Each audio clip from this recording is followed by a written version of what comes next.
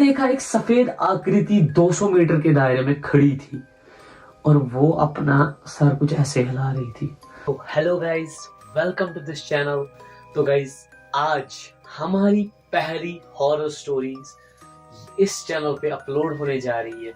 जैसा कि मैंने कम्युनिटी पोल में आज से 3 दिन पहले डाला था कि क्या हमें इस चैनल पे हॉरर स्टोरीज पोस्ट करनी चाहिए या नहीं, जिस पे 90% लोगों ने कहा, उस वाले कम्युनिटी पोस्ट पे जो थे 300 से प्लस वोट्स आए थे, जिसपे 90% से ज्यादा लोगों ने कहा था कि हाँ, हमें हॉरर स्टोरीज सुननी है आपके मुंह से।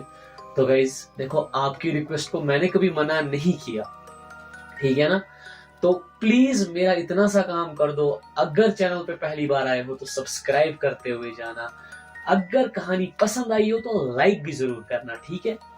तो गाइज, आज हम सबसे पहले बात करते हैं कि ये जो भूत प्रेत डायन वगैरह ये सब सच में होते हैं कि नहीं। क्योंकि पहले पहले हमें क्या लगता है कि ये बड़े बूढ़ों की बातें हैं, ऐसा कुछ होता नहीं है रियल लाइफ में। क्योंकि मतलब आप खुद सोचो, जिस चीज को आपने कभी देखा नहीं, एक्सपीरियंस नहीं किया, आप ये नहीं कह सकते कि गाइज वो चीज एक्सिस्ट करती है अनलेस एंड अनटिल आप पहली बार उस चीज को देखो। अगर आप में से किसी ने भी ऐसा कुछ एक्सपीरियंस करा है, या आपकी खुद की कोई स्टोरी है, कोई वाकया है, कोई किस्सा है, तो गाइज आप मुझे मेरे जीमेल पे लिख के भेज सकते हो। अगर आप चाहते हो कि वो लोगों के सामने आए, मैं प्रॉपर आपकी स्टोरीज रीड करूंगा और लोगों तक पहुंचाने की पूरी कोशिश करूंगा। मेरे जीमेल का जो लिंक है डिस्क्रिप्शन बॉक्स में दिया हुआ होगा, ठीक है। तो फिलहाल आज की जो कहानी है वो मेरी पर्सनल कहानी है, वो पर्सनल वाकया जो मेरे साथ हुआ जब मैं लगभग 18 साल का था। अभी मेरी एज जो है 25 है। तो ये आज से 6 साल पहले की बात है, 6 से 7 साल पहले की बात है, जब मेरे प्री बोर्ड्स थे, ठीक है। जब मेरे बोर्ड्स के थे, 12th के बोर्ड्स थे। तो क्या हुआ था कि मतलब मैं ना बचपन से एक मेरिट स्टूडेंट रहा हूं, मतलब जिसके 80% से अबो आते ही आते थे हर एग्जाम्स में। तो क्या हुआ, मेरे 12th के बोर्ड्स थे और मतलब पढ़ाई करनी थी, तैयारी करनी थी एग्जाम्स की। लेकिन बीच में क्या होता है, जो मेरा सबसे प्यारा दोस्त था, मतलब मेरे जिगर का टुकड़ा था, उसके बड़े भाई की शादी आ गई बीच में, बोर्ड्स के बीच में। अब देखो, ऐसे अगर नॉर्मल दोस्त हो तो कोई इंसान बहाना वगैरह बना लेता है, लेकिन जो आपका जिगर का छल्ला हो, जिगरी दोस्त हो, उसको क्या बोलूं। तो मैं क्या हुआ कि उसके बड़े भाई की शादी अटेंड करने चला गया। अब बेसिकली मैं कश्मीर से हूं, तो आपने सुना होगा कि कश्मीर की जो शादियां होती है इसमें बड़ी रस्में होती है। मेहंदी की रस्म अलग होती है, फिर बारातियों की रस्म अलग है, वलीमे की रस्म अलग है। तो इन सब चीजों में 3 से 4 दिन तो चले ही जाते हैं आराम से। तो अब क्या हुआ, मैं अब प्रॉपर वहां पे काम वगैरह करके, वहां पे सेलिब्रेट करके 3 से 4 दिन हो गए। अब वलीमा जो था, वलीमा खत्म हो गया शाम के 10 बजे। ऐसे तो मैं अगले दिन जाना चाहता था घर, लेकिन पता नहीं उस टाइम पे मेरे दिमाग में ऐसी क्या चुल मची, मैंने उसको बोला कि भाई मैं अब घर जाऊंगा। मतलब वो भी एक पल को यार शॉक हो गया बंदा कि यार इस टाइम पे तो कहाँ जाएगा, शाम का वक्त है। तो लेकिन मैंने उसको बोल दिया, भाई यार ज्यादा दूर तो है भी नहीं, उसके घर से मेरे घर का फासला यही कोई 15 से 20 मिनट का था, पैदल अगर जाता तो पहुंच जाता। तो मैंने उसको बोला, भाई ज्यादा दूर भी नहीं है, मैं चला जाऊंगा।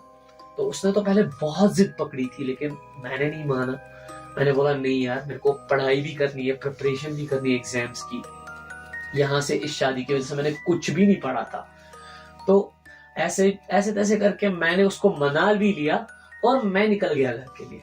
अब देखो गाइस, हुआ क्या, जैसे ही मैं उसके घर से निकला तो 2 रास्ते थे। एक तो सीधा रास्ता था जो रोड से जाता था, वहां से मेरे को 15-20 मिनट लगते थे, और एक रास्ता जो था वो ग्रेवयार्ड की तरफ से जाता था। अब देखो गाइस, आप में से सब लोग सोचेंगे कि यार तू पागल है क्या, 10 बजे कौन ग्रेवयार्ड से जाता है।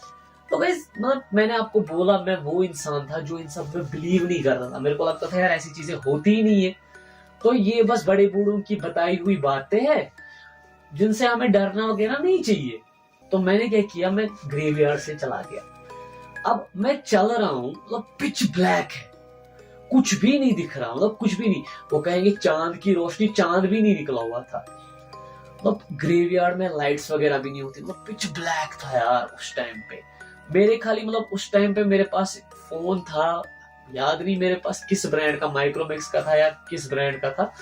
उसकी टॉर्च जला के मैं चल रहा हूँ ताकि मेरे को दिख जाए आसपास कहीं पे कोई पत्थर वगैरह ना हो जिससे मैं गिर जाऊं लड़खड़ा के। तो मुझे याद है मैंने आधा रास्ता पार किया हुआ था। आधे रास्ता पार करने के बाद मेरे को मेरे राइट पेरिफेरल विजन में कुछ तो अजीब दिखा। मैंने जैसे ही मुड़ के वहां पे देखा तो गाइस वो जो चीज थी वो मतलब वो एक ऐसा ये था जो मुझे फिर आगे बहुत हॉन्ट करने वाला था। मैंने देखा एक सफेद आकृति 200 मीटर के दायरे में खड़ी थी और वो अपना सर कुछ ऐसे हिला रही थी। तो गाइस जब मैं आज भी वो याद करता हूँ तो मेरे रोंगटे खड़े हो जाते हैं। मुझे नहीं पता उस टाइम पे ये क्या देख लिया मैंने, और उसके कपड़े चमक रहे थे। गाइस ये आप सोच सकते हो, मैंने आपको पहले ही बोला कि मतलब बिल्कुल पिच ब्लैक था और उसके कपड़े चमक रहे थे। लिटरली उस टाइम मेरे आंखों से आंसू भी आना चाहते थे, मैं भागना भी चाहता था मिक्स्ड इमोशन से, लेकिन मैं एक बुत की तरह खड़ा हो गया। मुझे समझ में ही नहीं आया मेरे साथ हो क्या रहा है, कि ये चीज है क्या, ये मैंने क्या देख लिया। मैं ऐसे भी जैसे तैसे करके मतलब वहां से भाग गया। मतलब मुझे नहीं पता मैंने क्या किया।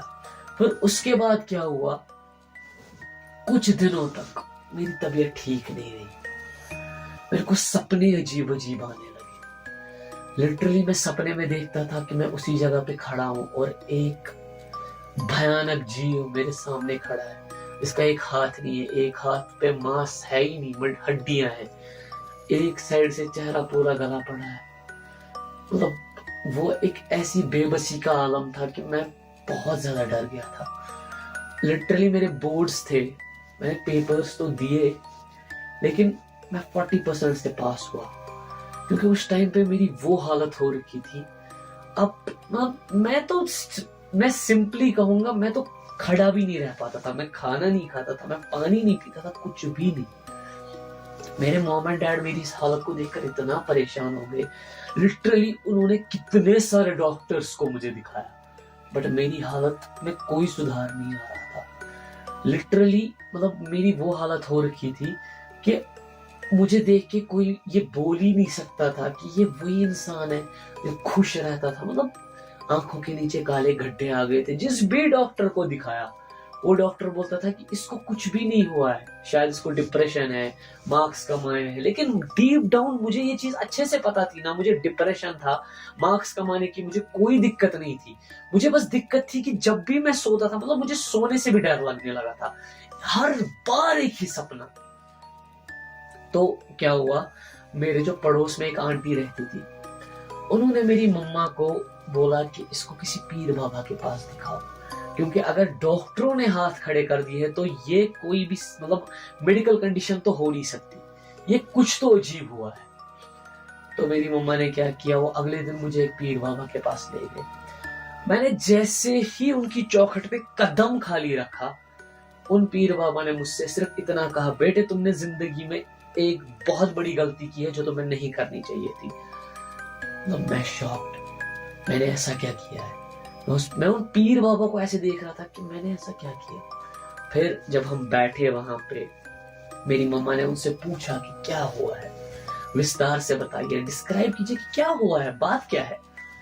तो उन पीर बाबा ने क्या बताया कि मतलब ये उस टाइम पे कब्रिस्तान में गया है जिस टाइम पे कब्रिस्तान में जाने की मनाहियत होती है, क्योंकि रूहें कब्रों से बाहर आती है, और उस टाइम पे नहीं पसंद उनको कि बाहर की दुनिया का जो कोई भी है वहां पे एंटर करे। ये इसने सबसे बड़ी गलती की है। तो हमने हल पूछा। फिर उन पीर बाबा ने मुझसे कहा कि ये, उन्होंने मेरे हाथ में थोड़ी सी मिट्टी दी, कहा कि ये मिट्टी वहीं पे डाल देना जहां पे तुम्हें वो चीज दिखी थी पहली बार। और सबसे बड़ा ट्विस्ट क्या था, शाम के 9 बजे डालना। लिटरली गाइस, जिसके साथ पहली ये चीज हो चुकी हो, क्या वो जा सकता था 9 बजे?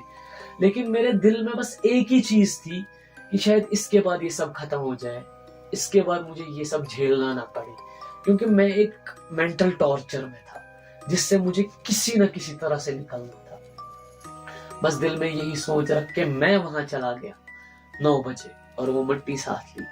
वो मिट्टी मैंने वहां पे गिराई और जैसे तैसे करके मैं तुरंत भाग गया। पीर बाबा ने ये भी कहा था, जैसे ही मिट्टी डालोगे और घर की तरफ निकलोगे, पीछे मुड़ के मत देखना। मैंने पीछे मुड़ के भी नहीं देखा। जैसे ही मैं घर आया, मतलब कुछ दिन, मैं कहूंगा 2 से 3 दिन तक तो कोई बदलाव नहीं आया, लेकिन तीसरे दिन के बाद मुझे वो डरावने सपने आना बंद हो गए। मैं ठीक से खाने लगा, पीने लगा और अपनी सेहत वापस गेन करने लगा। मैं मतलब दिल से अपने आप को लकी मानता हूँ गाइस कि मेरे साथ ये चीज खत्म हुई, क्योंकि मेरे से ही पीर बाबा ने ये भी कहा था कि किसी के साथ ये मरते दम तक रहती है और इंसान खुदकुशी कर लेता है इन सब चीजों के चलते।